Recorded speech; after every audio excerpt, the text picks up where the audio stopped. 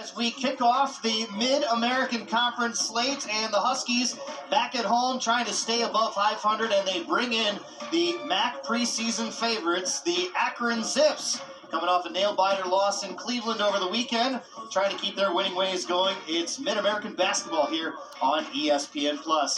And we welcome you courtside to the NIU Convocation Center alongside former NIU player Carl Armato. I'm Matt Rodewald, and for this one, there's kind of an urgency early on in the season. Even though it's just getting started in conference play, you don't want to fall behind, and these two teams scuffling a bit. Yeah, this is an important game for Northern. Lost a couple, but being at home here, going up against the preseason favorite, Akron. And Akron's experienced. They've got skill. They're well coached. So, Northern, this will be a good measuring stick for them to start the conference play. Both these teams really to challenge themselves in terms of their schedule. And now we get a look at Enrique Freeman. What makes him so good? Well, I'll tell you what, his ability to control both ends, the offensive glass, defensive glass, he leads the nation in rebounding, and he can score. So he plays both ends. He plays offensive end, he plays on the defensive end. He's got size, length. I was watching him warm up, upper body's chiseled, and he's very athletic. And David Coit for NIU, when he's on fire, he is something else to watch. Well, I'll tell you what, David Coit is explosive and very confident with the ball in his hands. Great thing about David Coit, he's only 5'9", Matt, but he can create his own shot. Creates it off the dribble, he gets to the paint, he can finish with contact. They take the floor, and you see Enrique Freeman, the 6'7" senior from Cleveland, and the rest of the starters for the Zips. Don't forget Ali, 66 starts at Akron. He transferred to Butler, then came back. A concussion kept him out a couple of games with Butler. Of course, he's only played this will be his 5th game this year. Nate Johnson, a sophomore. Sammy Hunter, a transfer from Ole Miss, now in his 2nd year in the program, has made a 3 in every single game this year for the Zips. And John Gross and company, who lost to St. Bonaventure by 1 in a real good one in Cleveland on Saturday. NIU starting lineups for Rashawn Burno. Xavier Amos, the sophomore, starting to blossom a little bit. Zarik Nutter, can he continue to score?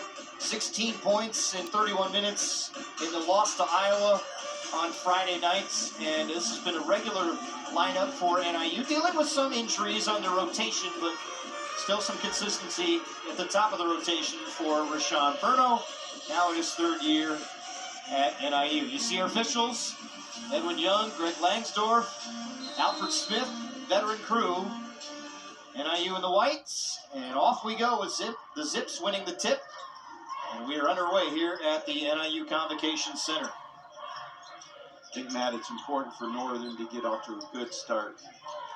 Give them some confidence against this experienced team from Akron. Very good offensive team. First possession, Freeman lost the handle of it. Shot clock down to 3. Nutter, baseline rather, it's Freeman. Missed everything, and Nutter the rebound. It's a good defensive possession by Northern. Kept him from out of the paint, Freeman, from getting to the paint. NIU, a decent offensive start against Iowa. You see 11 threes there. And a turnover, still loose rather, and it's going to be a tie-up. But in the 103-74 win, they trailed by 6 at halftime. Sean Burno talked about the fact that, they shot very well against the Hawkeyes in Carver Hawkeye Arena, but they didn't defend. So you're going to find out if they've learned any lessons from their defensive woes. The other day. Good offensive team, so on the defensive end, they're going to have to be solid and communicate. Here's Coit. Amos, cross court. Gebra Hewitt with the shot clock winding down. Extra pass, just enough. Johnson the rebound. If it's not going to be Freeman, if it's not going to be Ali, it might be Johnson doing some work. You're still scoreless, so Coit getting off early for 3. I tell you, man, he's so confident, in his shot. That's what makes scores great, is their confidence. And no matter what shot he takes, he's confident. Tribble now for 3. That rolls in. Greg Tribble, the 6'3" senior. Well, that was a quick answer. Career high at 8, just shy of 9 points a game. Those numbers continue to tick up for Greg Tribble. Here's Nutter now. Coy, can he go for the other side? You can see the catch and shoot is so quick. Here's Hunter. Sammy Hunter in the lane. High off the glass. Freeman doing work, and he'll have free throws coming up. Well, that shows you right there his ability to get to the offensive glass, and you got to put a body on him and keep him off the glass because he's relentless, Matt. And as a coach, that's what you want your player. You assume every shot's missed, and that's what he does. He assumes every shot's missed because I saw him the possession before go fly into the boards. He's got 10 double-doubles this year, which is the most in the country, and he's only one of 11 players across America to average a double-double with 17 points, 13 rebounds, but 64% free throw shooter. You want to talk about an area of improvement, that would be one place where you'd like to see development if you're John Gross. Well, I agree with you, Matt. He shoots well from the floor, almost 60%. He doesn't take many threes, but shoots over 40 from there, so you're right. The one area is free throws. And, of course, he's already been to the line. This is January 2nd. He's already been to the line, shot 83 free throws. And so that's a lot for a non-conference. An illegal screen, we're going the other way. Look at the tail of the tape between these two, Akron and NIU. What stands out to you when you look at some of these numbers here?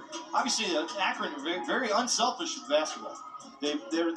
What I like about Akron, Matt, is they come in and they have 185 assists to 136 turnovers. So they're sharing the ball, but they're getting you to turn the ball over on the other end. They don't turn it over. Northern, they're the opposite. So it's going to be interesting to see. Ali, his first bucket inside. The leader in assists in the MAC. And no surprise considering the offensive talent on the floor. It looks like they're trapping the ball screen, and they have the ability to do that with their length and athleticism. Niederhauser inside. That's too strong. Well, he was kind of that in-between. Are you on the block or are you out? About 10 feet, just too much. Hunter now, straightaway three, well short. Might have got hit on the arm. Look over to John Gross for a second, who says, all right, that's fine, not a big deal. You get the ball in the paint to Niederhauser there on that last possession for Northern, but man, there was nobody going to the boards. You got to go to the boards, especially against Akron. Davis. Nutter now lets it fly. For the Huskies, they've started now 1 of 5 from the floor. We talked about being off to a good start. This is not it. Tribble tried to get to the rebound, and it's going to belong to NIU. John Gross is going to go to his bench. And it's the first time we get to see Caleb Thornton, the former NIU Husky, making his first appearance on this floor since he was a player here. Yeah, and he hails from Bolingbrook, so I would imagine, Matt, he has family, friends in the stands, and you know he's going to want to play well in front of them. 9 points a game last year for the Huskies. Started 17 times in 30 games. He had just 2 points the other night in Cleveland against St. Bonaventure. How about Deborah Hewitt going for that rebound? It'll be a rebounding foul, and we'll talk about it when we come back. Huskies 1 of 6 for the floor, and Akron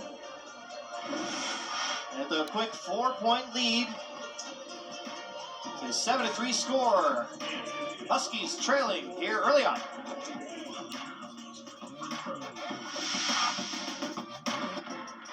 Live sports.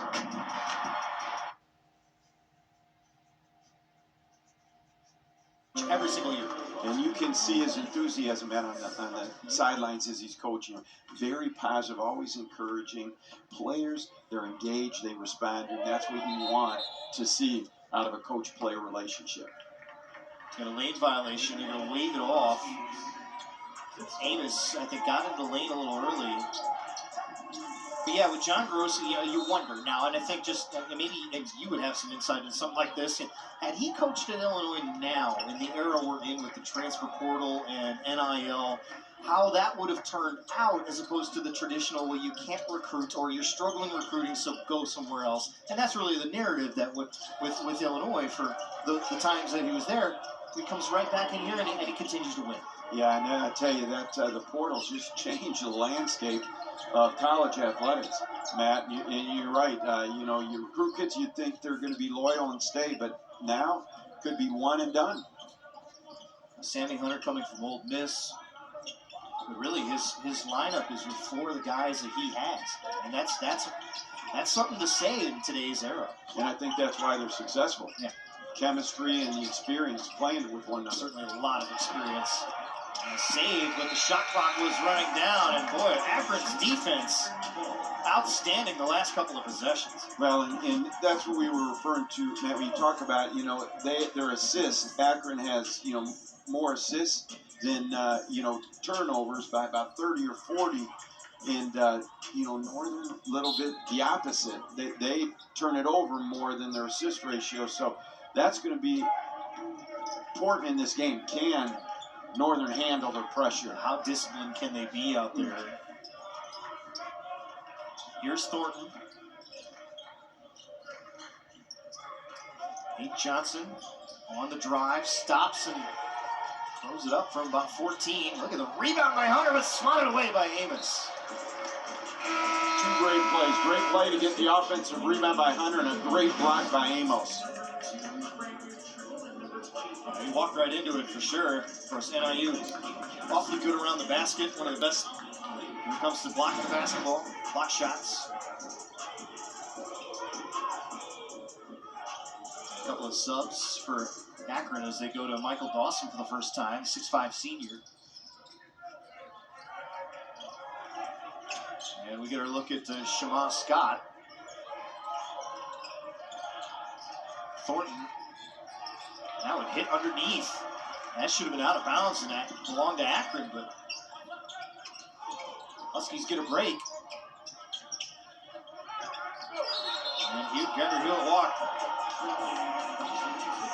Yeah, Gever Hewitt took that extra hop step before what he thought he had was full control of the basketball. And that's a result now of the pressure. They extend the pressure out beyond the 3, and they're so long, and they help. They cut off driving lanes, and they get their hands up in the passing lane. So, again, Northern's going to have to be disciplined, take care of the basketball if they're going to chance tonight. Dribble, he did the exact same thing. You know what? And here's what I've noticed, Carl. Maybe you can tell me from a basketball sensibility standpoint. With the new offenses being a lot more perimeter focused and handoffs and handoff screens, you are setting yourself up for that turnover at least once a game.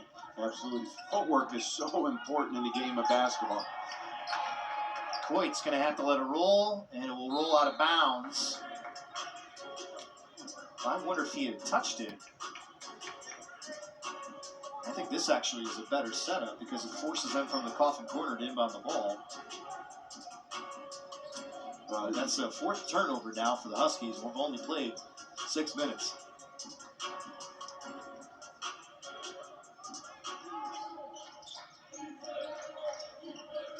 Scott breaks free, and now we go the other way. That's an illegal screen. That's a turnover.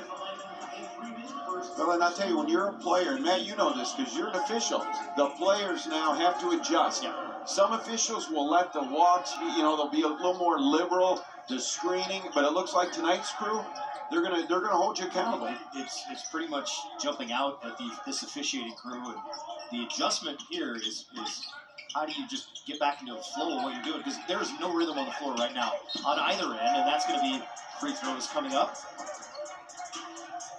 It's going to be Coit.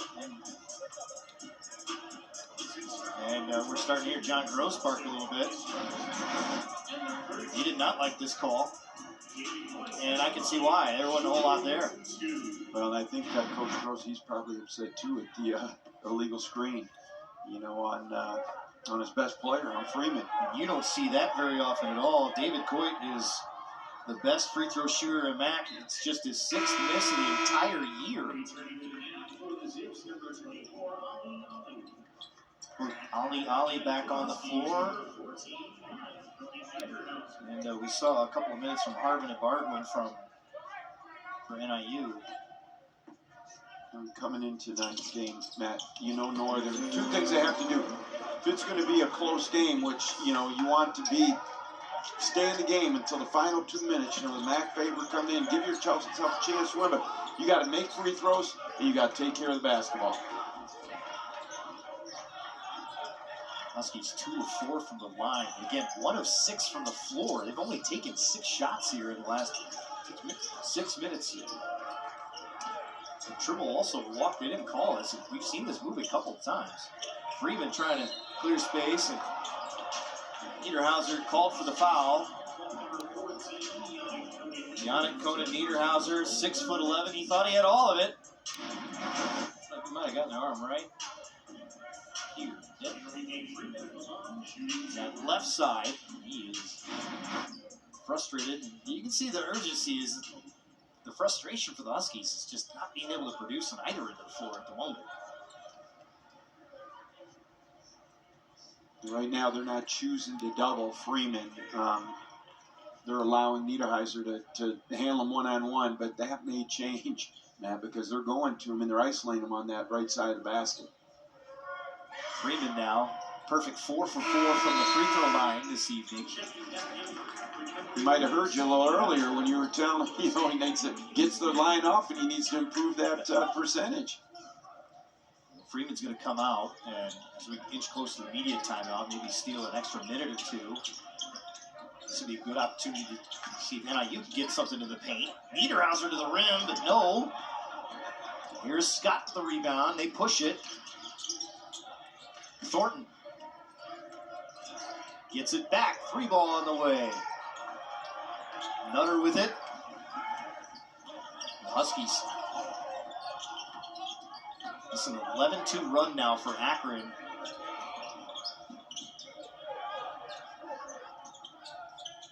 Both the teams shooting in territory you don't want to see.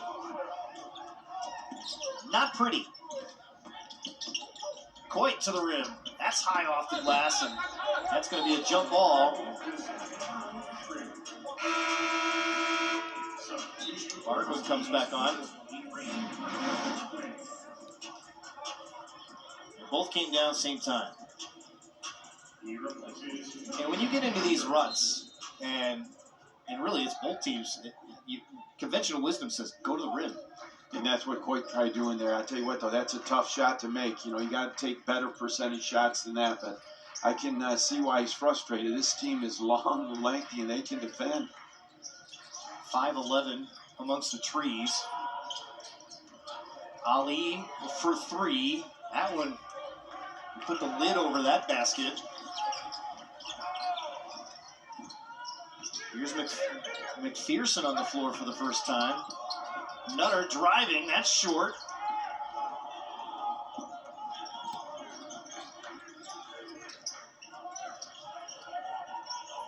Hunter for 3. That's no good.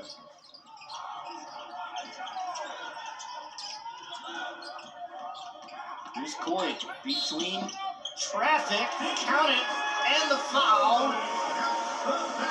And that takes us to a timeout. Just the second basket of the game for the Huskies in the first 8.5 minutes. Well, if you were here to look at a Picasso, you're in the wrong place, because this is not a pretty picture. Neither team playing well. See who can figure it out first when we come back to the Cal. Live sport.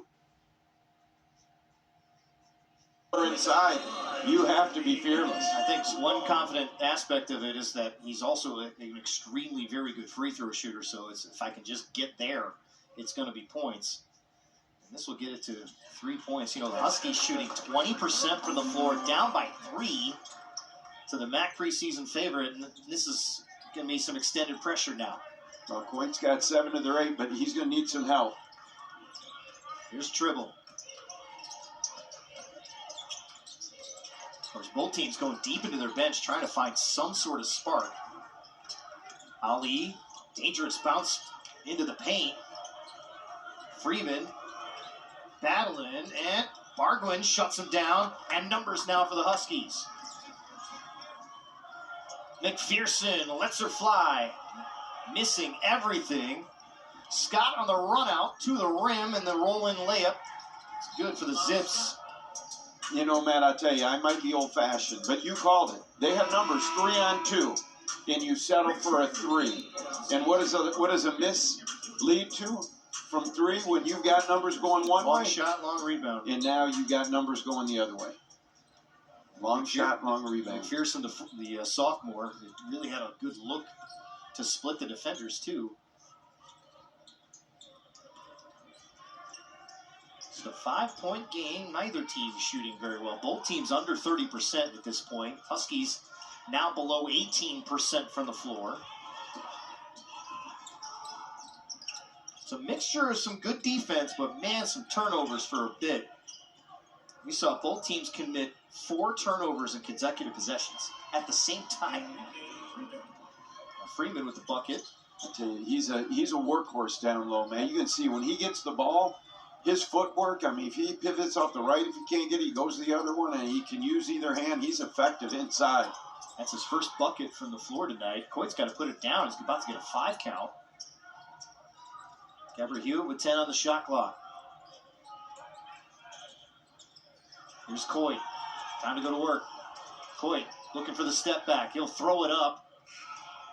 That's a decent look, actually, for him. And the Huskies trying to stay connected here. The Zips starting to get their feet underneath them a bit until that turnover gives it right back.